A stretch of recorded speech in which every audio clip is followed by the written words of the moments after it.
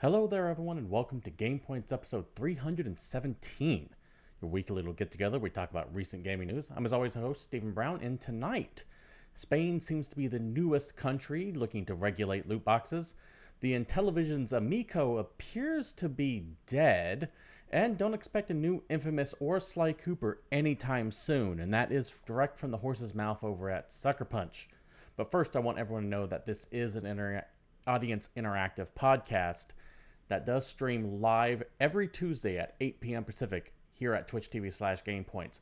So feel free to join in the conversation if any questions, comments, concerns you might have related to the topics on hand. Just try to keep them germane to the conversation.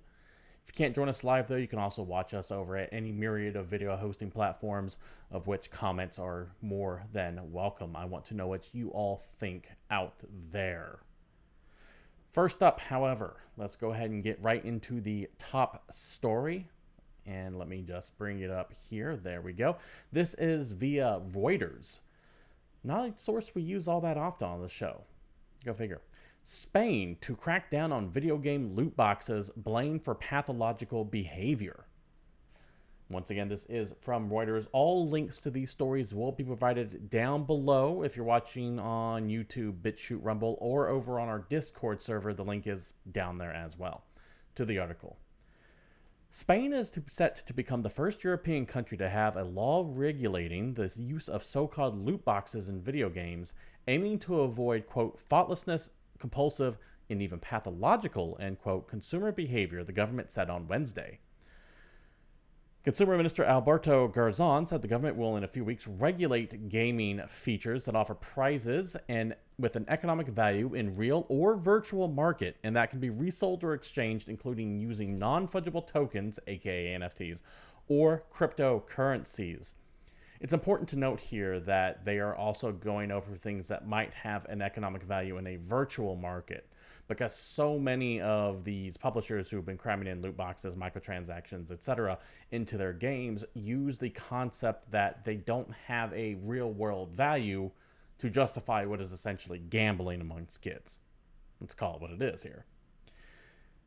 This is going to kind of subvert that argument by just straight up saying, hey, if it has value even in a virtual marketplace, it is up to this.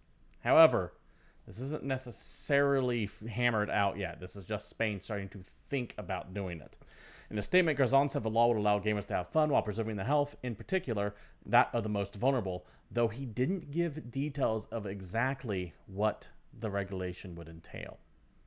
That means he's kind of talking out of his ass. He has no idea what he's going to be putting into a law. He doesn't even know if it's going to get passed into law. I'm sure that myriad of publishers are going to be lobbying in Spain to prevent this from happening, to keep them from joining the likes of Belgium and the Netherlands in starting to restrict exactly what a company can and can't put in their games. Keep in mind that so much money is made off of these that companies like Activision Blizzard just forego releasing Diablo Immortal in the two aforementioned countries rather than taking out these elements because they are key to their business model. So there's going to be one hell of a fight either way. Furthermore, the fact that there are no details on exactly what Spain is going to be doing toward this makes me think that at best this is a few years away, if they even do anything at all. It could be watered down. It could just be a token, hey, here's this law to make themselves look good. It could just be a cause of the week this man is on. Who knows? We'll have to believe the legislation when we see it. Rocco, thank you very much for dropping by and subbing up again. Your sub is truly appreciated. Let me know, by the way, what you feel about these loot box regulations. I think my stance on it has been clear relatively consistently. I don't like them, but I also don't want the government getting involved because I don't think the government really can do anything, period, regardless of what government it is, be it the US, Spain, Britain, Russia, China. They just tend to make things worse. However, we really can't necessarily see these companies dealing with it on their own. Now, that's not to say that consumers didn't have an impact on it. There's a reason why loot boxes in general have declined over the years to be replaced with the Battle Pass. So you can kind of trace it back to Battlefront 2, where the consumers just kind of came out and went, this is stupid, we don't want this anymore. And now that name, the loot box name, has been considered so toxic that they're looking for other ways to market their shit. Sometimes that means just putting a dress on a pig and calling it something else. Other times it means doing something less egregious. I, for example, am fine with the Battle Pass idea, because you know exactly what you're going to get in it most of the time. That's kind of how I like to see things going on. It's the randomness that I've always had a problem with. Well, maybe you'll get something good. It's that gambling aspect of not knowing what the result is going to be that has always ground my gears when it comes to this topic. But, as I said, I want to know what your guys' opinion on this. Let's go ahead and move on to the next topic here. This is via Business Insider. A diehard Nintendo fan spent over $40,000 buying stock, then asked top executives why the company won't make more fan-favorite series. I love this story. And once again, from Business Insider to the article itself. A gamer said he spent over 5.6 million Japanese yen, or roughly 40K, on Nintendo stock and used this opportunity to ask a question during the Japanese gaming giant's annual shareholder meeting this Wednesday about a fan-favorite series he wanted to see revived. The fan, who, by the way, is asking for anonymity, and they don't mention who it is in the article itself, asked Shuntaro Furukawa, the president of Nintendo, whether the company had considered relaunching some fan-favorite game franchises, specifically F-Zero, which is a racing game series that hasn't had a new entry since 2004. The fan, who is based in Japan and used an online translator to communicate, told Insider over Twitter direct messages that he bought 100 shares at $56,000 yen a share in February after selling his stock in another company. So this is someone who is in the investment world. They were able to essentially sell enough money to accumulate enough shares in Nintendo to be able to get picked for this conference call. Important to note that usually these shareholder calls, you do have to have a certain threshold to be asked questions in it. So, for example, if you buy 1 or 2 shares in Nintendo, you're probably not going to get called on. That also doesn't necessarily mean that you're going to get called on, even if you meet that threshold, however. So, this story is a little sensationalized in the fact that this person just bought Nintendo stock to ask this question, because even if he bought all this stock, there's no way it's a guarantee. Now, he could also flip it around and sell it off and go back to whatever he was invested in. Although something tells me that's not the case. I think this is just one of those stories that had a funny little angle on it, but the actual story is, there's nothing here. Nintendo did end up responding to this, by the way. I don't have that article up here, but they more or less said, hey, we just don't have the time to continue making video games in every franchise out there, so forgive us. And I get it. It is frustrating to see games like Metroid, which, while they did have a recent entry with Metroid Dread, as a franchise doesn't sell too well, and as such you don't get Metroids every other year or anything like that. It's frustrating to see long dormant things on Nintendo. Eternal Darkness, for example, just sit there and languish. But they only have so many teams and so many people and so much money to make a game. So they're going to go after their biggest sellers. Mario, Zelda, Mario Party, things like that. Annoying, yes. And I do wish they would subcontract some of this stuff out. But Nintendo going to Nintendo. I thought this was a funny story, though. I figured I wanted to bring it up here. Some people are asking for new F-Zero Nintendo. Are you going to respond to the call? Probably not. Moving on to, I've never used this source before, at least I don't think I did, but this is a site called the GamePoints. So keep in mind, this is a new source. Do your due diligence looking into it, but I have no reason to not believe what they're saying. Bungie and NetEase are working on a new first-person shooter mobile game. Bungie, and developer behind Destiny and Halo, and NetEase, one of the biggest tech companies in China, are working on an unannounced first-person shooter mobile game has been revealed. That's according to the LinkedIn profile of one of the artists at NetEase Games, who, in cooperation with Bungie, helped develop an unannounced first-person shooter mobile game. A source with knowledge of NetEase's development plans has told TGP that the studio is working on a new Destiny game. The title has been in development for well over 2 years now. It has also been suggested that the unannounced Destiny game from NetEase is not related to Bungie's current flagship title, Destiny 2. Last year, TGP reported that Bungie might be working on a Destiny mobile game with NetEase Games, as the studio put out several job listings for a large mobile title in the Destiny franchise. This is essentially one of those things where it's not really a secret that they're working on this. Rumors about this Destiny game with NetEase have been grumbling around for the past few years. It makes sense considering that everyone is trying to get into the mobile market through, into the Chinese market specifically through mobile phones, because that's where most people play games at there. And if you want to get into that Chinese market, you have to go through either like Tencent or NetEase, essentially, one of those two companies, both of which you should not trust at all. Just throwing that out there.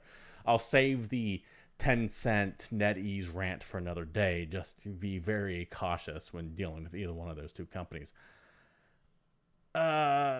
Sure. Okay. This is not going to be one of those things that's really meant for an American audience.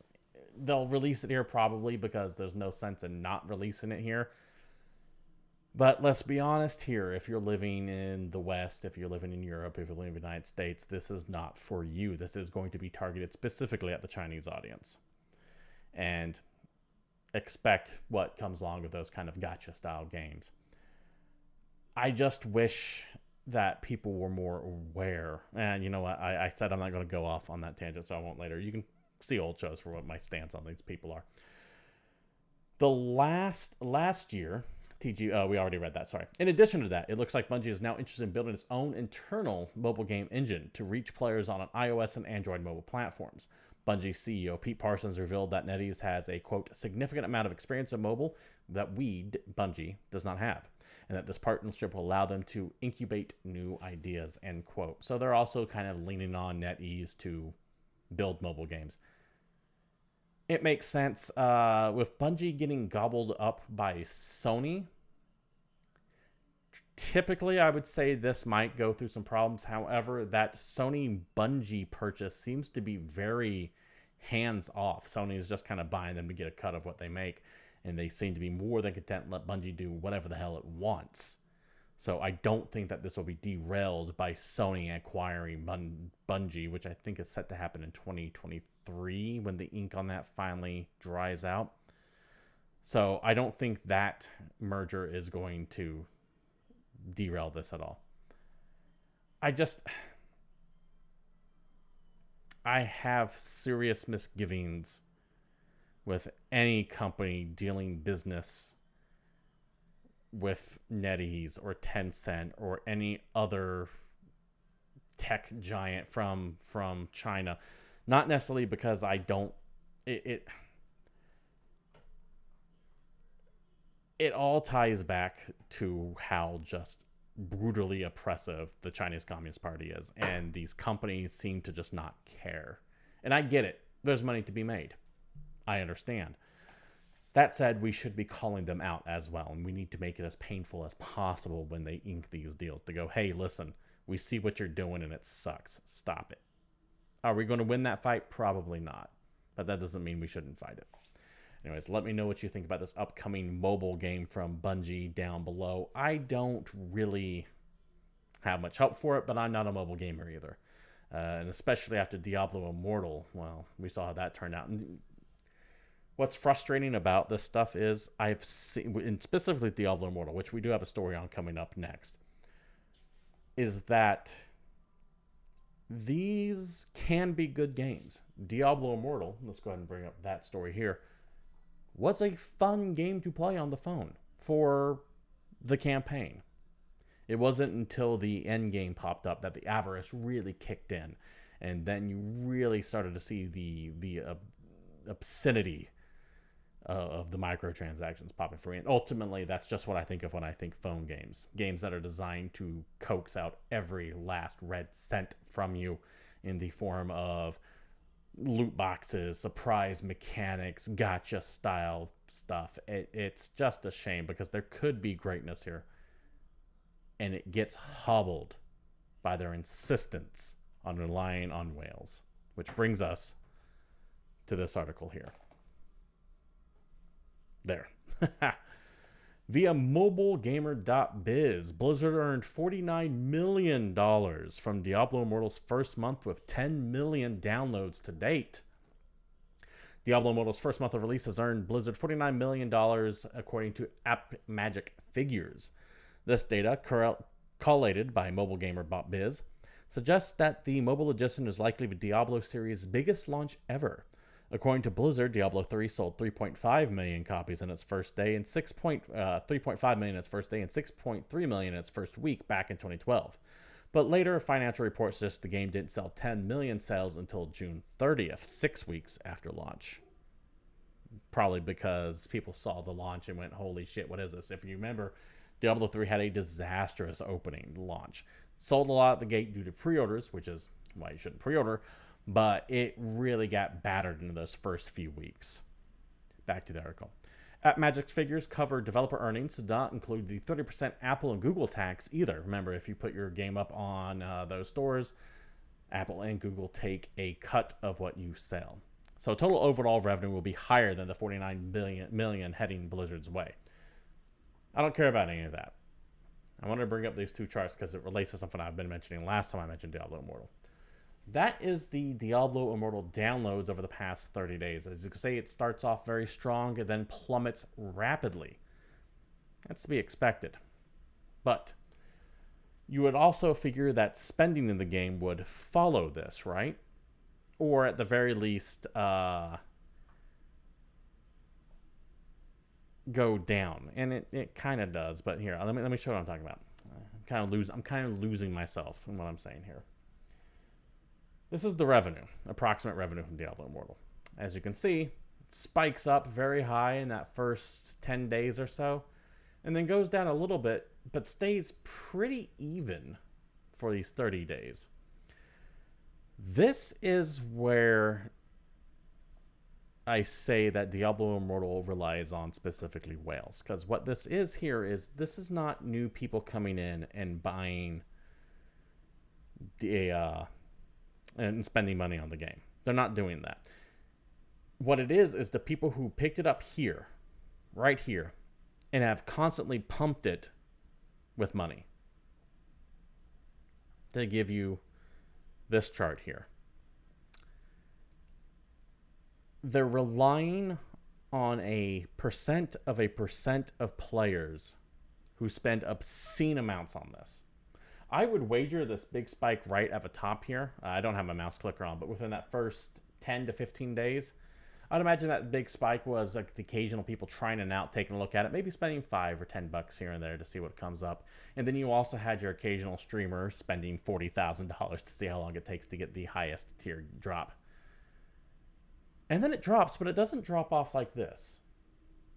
They're not getting really many new players.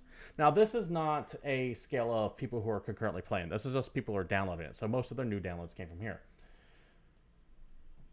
But they're still maintaining a decently high revenue. The revenue hasn't dropped down from above where it started at. So there is a percent of the people who buy it and spend tens of thousands of dollars on it. That is all that Blizzard cares about. Fuck the 99.9% people who have already uninstalled Diablo Immortal. They don't care about us. What they care about is that fraction, that sliver of a fraction of players who are spending obscene amounts on it. Be they people who are addicted to gambling, people who are in extremely well-off conditions, younger kids who somehow get a hold of their dad's credit card and really don't know what they're charging the game to until next month when their parents get that bill and go, what the hell? That's who Blizzard is relying on to keep this game going. Now, I'll be curious to see where the revenue for this is another 30 days later, because while it didn't drop precipitously like the downloads did, it has been kind of going through a series of peaks and valleys, with every valley getting a little bit lower than the last, though not dropping yet below its initial starting. I want to see what this game is in 6 months, to see if it kind of flattens out at a certain level, and to see if they start doing things like adding in battle passes and the like. And additionally, by the way, I still don't think this has been released in China. I'm not positive on that. I need to take a look at it. I don't think it has been yet. And that is when that number up here will actually spike up. But remember, European audiences, North American audiences, that's not the key demo for this game. They're going after that Chinese market. Next up on the list. Where are you? Haha, here it is. Via Video Game Chronicle. Intellivision, Amico's trademark, changed to abandon and latest sign it might never see release. For those of you who don't know what the Amico is, rather, it was this console that was supposed to be like all those weird collector consoles we've seen come out the past few years. You know how you have a NES Classic and a Super Nintendo Classic, and then Sony tried to do their PlayStation abomination that flopped, and then you had like all the Sega mini stuff like that. Intellivision tried to do one of their own with all the Intellivision games on it, but it was supposed to be a little bit more than that. It really seemed to be a combination of a classic system in the vein of that NES Classic, along with a weird bastardized version of the Ouya combined. That's like the best way that I can kind of describe what they were going for. Notice that doesn't look like an Intellivision. They were trying to do this weird hybrid classic modern console, and it has been going through a series of issues for the past 2 years or so. I think it was originally planned to come out in 2020. Of course, COVID got in the way and disrupted everyone's plans, but the Amico never really regained its footing. And its trademark being changed to abandon is just the latest in a series of missteps from whatever the hell this Intellivision vaporware is. To the article itself. An update to the trademark status of the Intellivision Amico may be the surest sign yet that the console may never see release. The United States Patent and Trademark Office now lists the trademark entry for Intellivision Amico as dead, implying that it is no longer in legal use.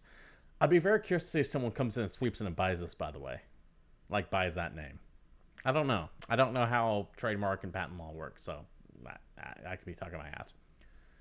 According to the site, Intellivision applied for trademark in October 2018 and was granted it in September of 2019, but then was abandoned on June 20th, 2022. So a couple years later, they just lost it. They didn't update their claim to it. The change of status is due to Intellivision's failure to file a statement of use, which has been used to which has to be filed to show the USPTO how the registered trademark is being used in commerce.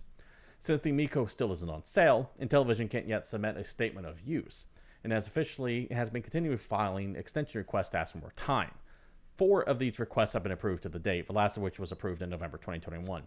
However, it appears that no further extension requests have been made since then, causing the trademark to be marked as abandoned. Although now appears the Amico trademark is dead, Intellivision still has 2 months to file a petition to revive, in which it must state that the delay was unintentional, then provide a statement of use or request in its 5th extension. So in other words, they kind of have a 2-month grace period to go, no, we're sorry, we messed up, we didn't mean to let it lapse, that was our bad, we have a bunch of fires going on right now, so let's get this renewed. So don't think that this immediately means that this is 100% dead, though, given all the other issues. It sure as hell doesn't look good. If you have this console pre-ordered, I'd be strongly considering getting a refund on it, which apparently you can.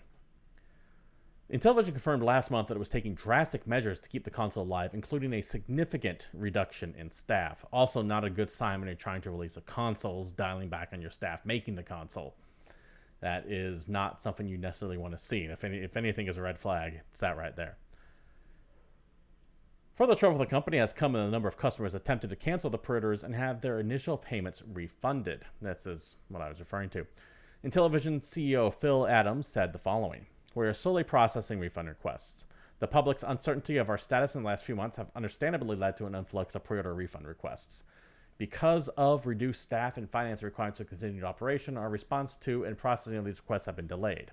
Rest assured that our intention is to honor all refund requests." When you are now so short-staffed that you can't issue a refund, your company does not exist anymore, essentially. I'd be curious to know how many people actually work at Intellivision right now. I wonder. Let me take a moment here and let's look up Intellivision staff if we can.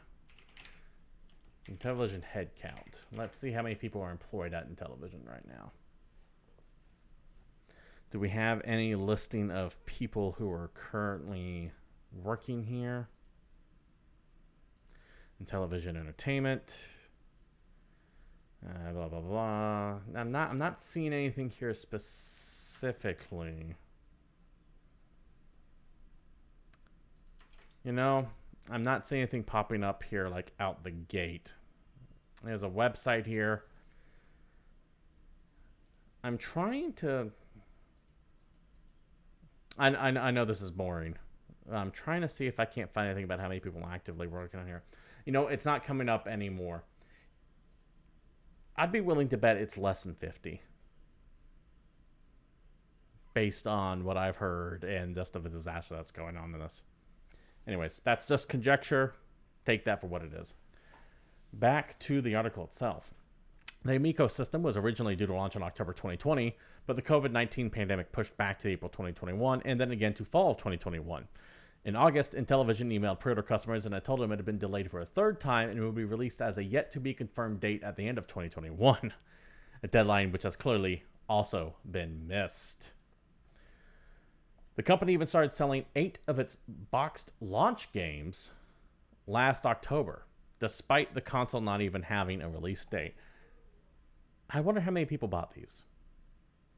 If you have one of these, by the way, let me know. I'm curious to know if anyone has bought a boxed version of Moon Patrol here, or Finnegan Fox, or Biplane, or Dino Blaster. Missile Command's great, though, to be fair. I wonder if anyone actually bought these and is sitting on them. Furthermore, you don't do a move like this where you sell the boxed games for the console come out unless you are starving for cash. It's the Star Citizen thing, where they're selling shit before the game's out so they can generate more cash to keep the game development going, but it's not going anywhere. That's what this reminds me of.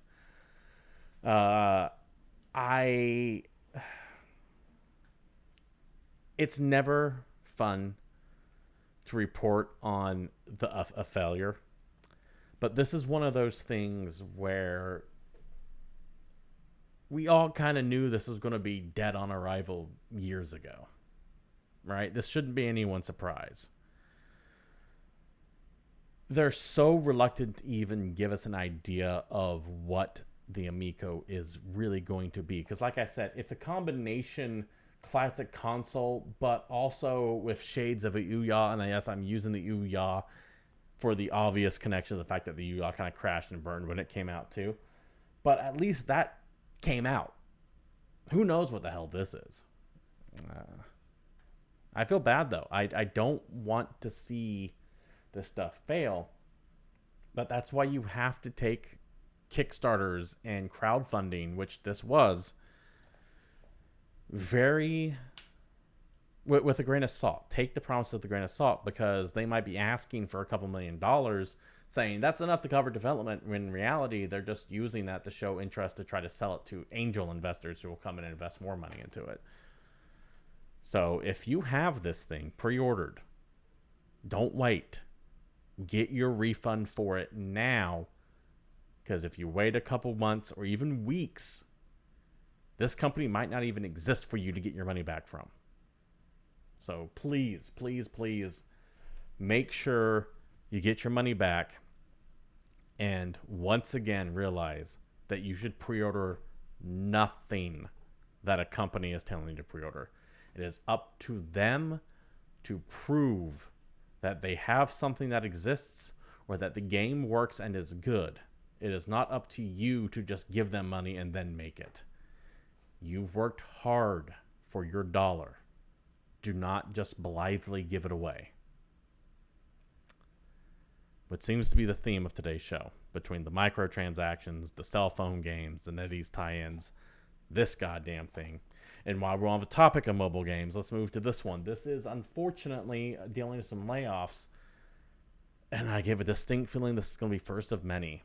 To Variety, Pokemon Go developer Niantic laying off 8% of its staff, nixes Transformers games, and other to-be-announced projects.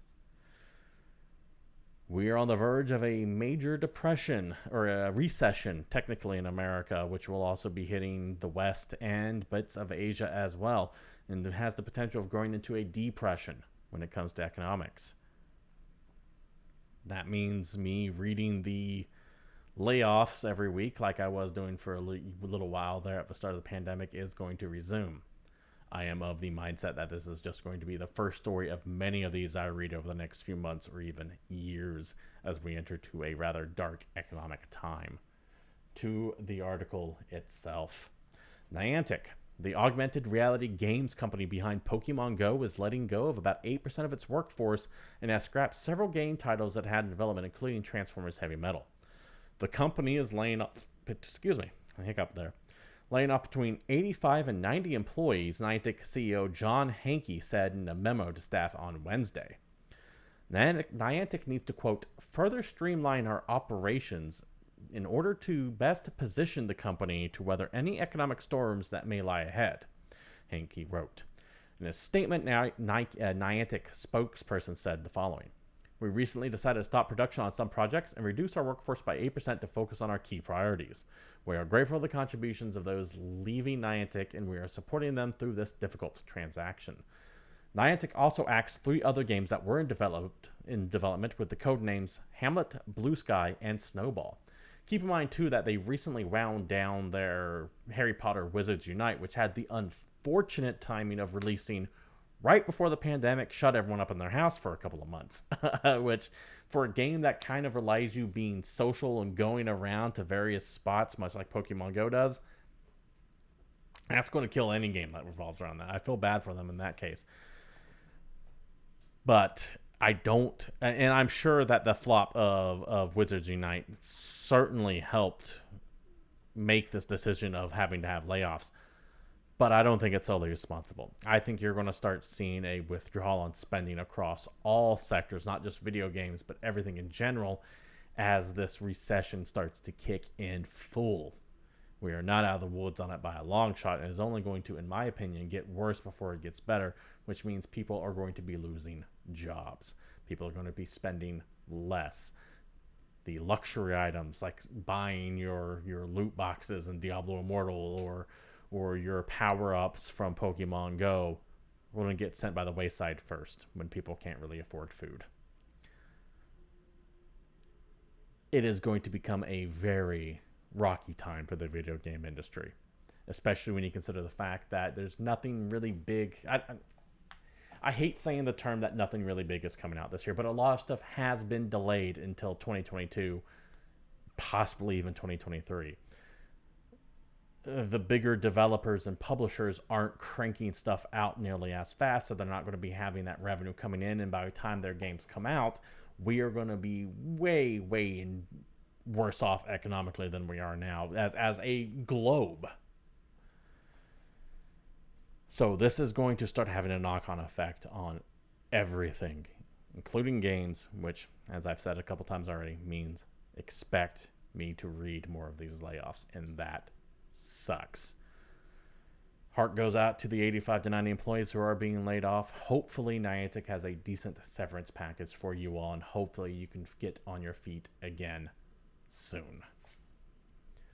Moving on to the next topic here. For those of you who are hoping for Infamous or Sly Cooper, well, don't expect him anytime soon. This is a blog post from Sucker Punch itself. I'll skip the preamble and go right to the part you want to know. As our games continue to grow in scale and complexity, they require the full attention of our studio. With our focus on our current project, we have no plans to revisit Infamous or Sly Cooper right now, and no other studio is currently working on projects related to this franchises either. These characters are very special and near and dear to our hearts, so I would never say no to reopening those. So why we would never say never to reopening those doors down the road. For now, there are no Infamous or Sly Cooper games in development. Note, they said not only are they not working on any, but no third-party team is working on them either. This runs counter to the rumors that many outsiders were claiming, saying there are at least these games in development or being talked about being in development, be they brand new titles or at the very least remasters. That seems to be killing that rumor dead, because they're come out saying that is not happening. We are not doing anything with Infamous or Sly Cooper. Back to the article. We know many people still play these games even today, so we'll be performing maintenance on Infamous 2 UGS. That is user-generated content. You can kind of make your own missions for Infamous 2, still to this day.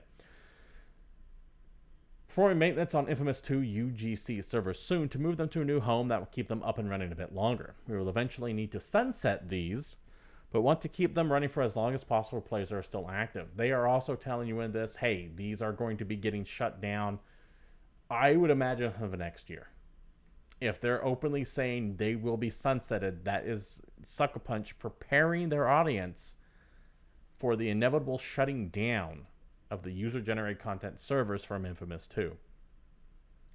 So if you're spending your time making the mission of your magnum opus, your creme de la creme mission for that game, either finish it up or consider taking that talent and moving it towards something else, maybe developing your own thing with it, because it is not going to be around for much longer if you were to read between the lines here. I love Infamous. I love Infamous 1, Infamous 2, even Second Son, despite it being, in my opinion, a lesser game compared to the first two. But let's face it, Sucker Punch does Spider-Man. Sucker Punch does Ghost of Tsushima now. Sony has a hit with Insomniac and Spider-Man. Infamous, as a franchise in the Sony catalog as a whole, is redundant. It is. They have Spider-Man. They have the upcoming Wolverine game. Sucker Punch had their biggest hit yet, I believe, with Ghost of Tsushima. They're going to be working on Ghost shit for the next few years. Ghost of Tsushima spin-offs, Ghost of Tsushima 2. They're not going to be working on, and I hate to say this, a lesser franchise when they already have another team working on the superhero games branded by Marvel. That's just not how it works in the business, unfortunately. You go where the money is. And I hate to say that because it means I'm not getting Infamous. I'm not getting Infamous 3 or whatever they want to call it. Fortunately, Ghost of Tsushima is awesome. And Sucker Punch is not going to be going away anytime soon.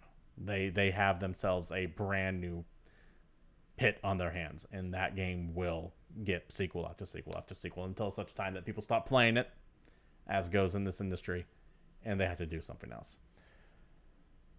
So, yeah. Sly Cooper, however. I will say Sly Cooper seems to be a little bit weird that they're not at least handing that off to another team somewhere.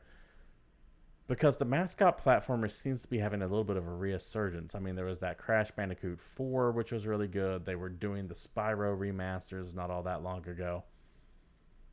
Sony has an opening for a kid-friendly platformer, which Sly Cooper would fit in very well with. And it's not like Ratchet and Clank would be competing against that. So I'm kind of surprised by that, or at least very least give it to someone. Hell, maybe even Blue Point, assuming they're not working on something more dark, if the rumors of that to be true. This sucks, but I get it. It is what it is.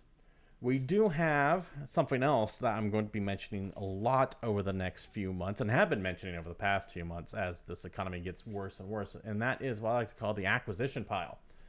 I have been reading stories about acquisitions for the past 9 months or so, guaranteed to have one at least every 3 weeks, sometimes even more often than that.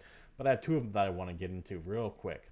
First up, 505 Games is acquiring D3 Go. If you don't know who they are, they're the people that make all those Puzzle Quest games. So 505 Games is picking them up. And then you also have Blizzard gobbling up a studio.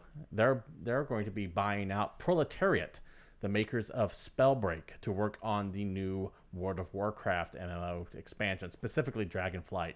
Apparently, Proletariat has been working with Blizzard for the past few months now, and Blizzard, like what I saw, and gobbled them up. This does mean, however, that Spellbreak is going to get sunsetted as well. So if you were a fan of playing Spellbreak, sorry. Blizzard killed your dreams, like it has with so many other people. I have two upcoming events because that does it for the news. We have coming out later this week an Ubisoft Forward Spotlight, focusing specifically on Skull and Bones. That will be on July 7th at 11 p.m. Pacific Standard Time. Maybe we'll finally get to see some more information on this open world multiplayer pirate game. I still don't know how you can take the ship combat from Assassin's Creed Black Flag, which admittedly was fun, but can you make an entire game out of it? Can you make an entire game that's worth playing? And furthermore, can you make it a game that's worth playing with other people? I don't know if they're trying to go with Sea of Thieves with this now. This game has been rebooted at least once. It's had a very troubled development history. Who knows what we're going to get? I'm kind of eager to see what they have on this because Sea of Thieves almost did it for me, but was missing something. Now, I highly doubt that Skull of Bones is going to have what Sea of Thieves didn't, but I'm willing to put my reservations aside and take a look at what they have come up with now. And we'll be getting more details on that this Thursday, I believe is when the 7th is, at 11 p.m. Pacific Standard Time.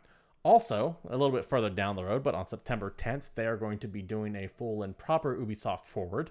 Ubisoft Forward, of course, being their version of Nintendo Direct or PlayStation Showcase or what have you. And they're going to be revealing a whole bunch of updates and news on multiple games and projects from Ubisoft teams around the world. No word on what those may be. However, I would expect you would see Avatar, The Division Homeland, whatever the hell Ghost Recon Frontline is going to be. That's supposed to be that Battle Royale Ghost Recon game that was mentioned a while back, but haven't heard anything from since. Same with that Star Wars game that Massive is working on, X Defiant, which is no longer branded as a Tom Clancy game, but still uses Tom Clancy characters, and perhaps even news about Beyond Good and Evil 2. I'm sorry. I can't even say that without laughing. That game's dead. Sorry if you're part of that Ape Monkey Creator Club or whatever the hell that was. That game is never coming out. We also have one other announcement as far as events coming up this week, and this is a NAGCON Direct. NAGCON's a smaller publisher that does some smaller games, but they have some gold here. They'll be doing their own version of a Direct come 10 a.m. Pacific Standard Time, also on July 7th. I doubt they'll run into each other. One will probably end right before the other starts. But they will be showing off those following games down there, including An Infinitum, Test Drive Unlimited, Blood Bowl, and more. Two things of note that I am looking forward to from NAGCON, by the way. One, that RoboCop game. RoboCop Rogue City. RoboCop Rogue City is being developed by the same people that made the excellent Terminator Resistance. A game that has no right being as good as it is, considering how budget it feels. But those same developers also made that Rambo game. An atrocity that no one should ever play. So I'd be very curious to see if they actually are going to make this more like Terminator. That'd be great. Or more like Rambo. I don't want to do it with that. Furthermore, NAGCON is also the publisher, I believe, of the Spiders game Steel Rising. I'm looking forward to Steel Rising. Hopefully we get some more information on that, even though it's not listed. Of note, there are also 5 exclusive reveals, whatever that means, that will be showing up at this as well. So maybe some new announcements we will see. That does it for the news. Let's go ahead and move on to a couple of new releases that we have coming out this week. First up, Kelowna Fantasy Reverie Series on the Switch, PC, PlayStation 4 and 5, Xbox One, and Series S and X. Essentially what this is a remastering of the first 2 Kelowna games, Kelowna Door to Phantomiel and Kelowna 2 Lunatia's Veil. Forgive me, I don't think anyone can actually pronounce these names. They know what they are. You also have coming up Match Point Tennis Championships. It is a modern take on tennis featuring true-to-life on-the-court experience support by a deep career mode and unique rivalry system, whatever that means. It's a tennis game. There you go. Then you also have coming out the horror game Madison on PlayStation 4 and 5, PC, Switch, Xbox One, and Xbox X Series S and X. Madison is a first-person psychological horror game featuring disturbing gameplay and an unsettling, compelling narrative. I love horror games. However, I have been burned by so many shitty horror games that are little more than just Unity asset flips that whenever I see any horror game trying to do what this game does with its trailers, and that is invoke that infamous PT teaser trailer that came out a few years back before Konami did what Konami does and ripped the dream of Silent Hills away from all of us. It seems to be trying to invoke that, and whenever I see a game invoking PT or relying solely on jump scales, a la Five Nights at Freddy's, I almost immediately dismiss it because so many people try to do it, and so many people fail at it miserably. Madison based on the trailers, does seem to have a little bit of something going for it. So I will be keeping an eye out for it. Maybe it actually breaks that trend of shitty horror games that are just being churned out because you throw in some Unity assets and call it a day. We'll see. But true to what I was saying earlier, don't pre-order anything. Let it come out. Wait for someone to stream it that you trust, or wait for some reviews from people whose opinion you value. Then make your decision based off of that. Your money is hard-earned. Do not give it frivolously. Make sure you get your value out of both your time and your energy and your income. That said, I hope Madison is good. It did look kind of cool. Anyways, that wraps it up for GamePoints episode 317. Thank you all for showing up. I do appreciate it. We do stream this show live every Tuesday at 8 p.m. Pacific Standard Time right here at twitch.tv/GamePoints, where I will read off the random news and you all can ask questions like so many of you do. A bit of a quiet week this week, but that's okay. If you can't watch us live, you can also watch us at any myriad of video hosting platforms, be it YouTube, BitChute, Rumble, etc. There's a Discord you can join, link provided down there, so that way you know when I go live for my normal game streaming shenanigans. This week we'll be still doing some Stellaris as we wait for some bigger name titles to come up. There is something coming soon. I want to make sure that I can get it first before I start saying that I have it. Hopefully it's something pre-release. We'll see when that happens. If you like what you saw here and you support the stream, you know what to do. Like, specs, follow, subs, etc. You can follow myself at CapitalistPig21 on the Twitters. And that's that. Don't got much else for you. So thank you all for showing up. And until next week, this has been GamePoints. I'm out of here.